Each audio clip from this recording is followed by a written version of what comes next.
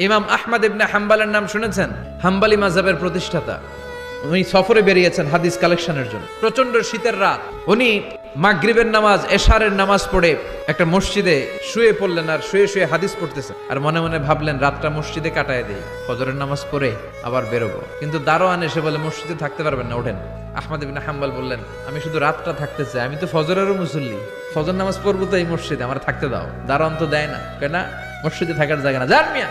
উনি যে আহমদ ইবনে হাম্বল এটা চিনে নাই, থাকতে দেয় না। কি করবে এখন? উনি কাঁথা গুছিয়ে হাদিসের কিতাব নিয়ে কাঁধের মধ্যে ব্যাগ নিয়ে মসজিদ থেকে বেরোয় গেলেন। কি আর করবেন, প্রচন্ড শীত, আর কাঁপতেছেন বুড়ো মানুষ। প্রতিমধ্যে দেখলেন বাজার একজন খাব্বাজ, শাবুন খাব্বাজ, যুবক রুটি বিক্রেতা। সে রুটি বিক্রি করে, চুলার মধ্যে রুটি সেকে।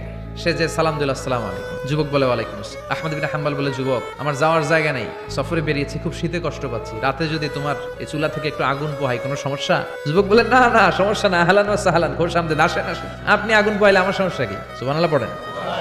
আল্লাহ শুকরিয়া করে উনি বসলেন আর আগুন পোহাচ্ছেন। আর খেয়াল করলেন, যুবক রুটি বানায় আর পরে আস্তাগফিরুল্লাহ, রুটির দলা বানায় পরে আস্তাগফিরুল্লাহ, খামির বানায় আর পরে আস্তাগফিরুল্লাহ, রুটি নিয়ে উনুনের ভিতরে, চুলার ভিতরে সেকা দেয় আর পরে আস্তাগফিরুল্লাহ। দোকানদারের কাছে কেউ আসলেই সে রুটি দেয় আর পরে আস্তাগফিরুল্লাহ। ক্রেতার কাছ থেকে টাকা নিয়ে ক্যাশ বক্সে রাখে আর কি পড়ে?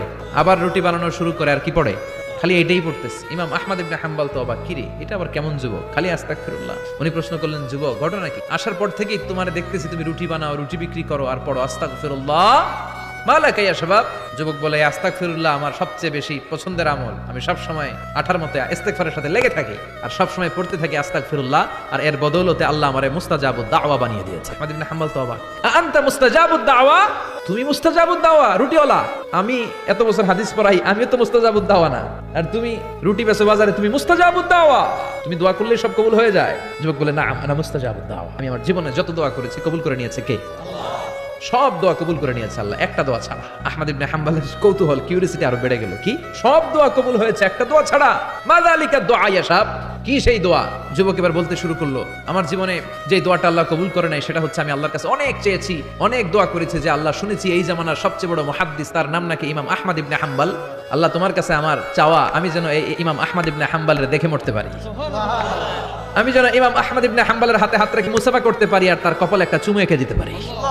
আহমদ ইবনে হাম্বল আবেগপ্রবণ হয়ে গেলেন, চোখের পানি ছেড়ে দিলেন, বললেন, যুবক, তোমার এই দোয়াটাও কবুল হয়ে গিয়েছে।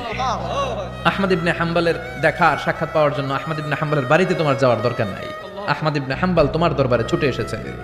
আনা আহমদ ইবনে হাম্বল মুহাদ্দিসুদ দাহর, আমি নিজেই আহমদ ইবনে হাম্বল। যুবক চোখের পানি ছেড়ে দেয়, আহমদ ইবনে হাম্বল চোখের পানি ছেড়ে দেয়। যুবক চিৎকার মেরে ইমাম আহমদ ইবনে হাম্বলকে জড়িয়ে ধরে, হাতে হাত রেখে মুসাফা করে, কপালের মধ্যে চুমু খায়।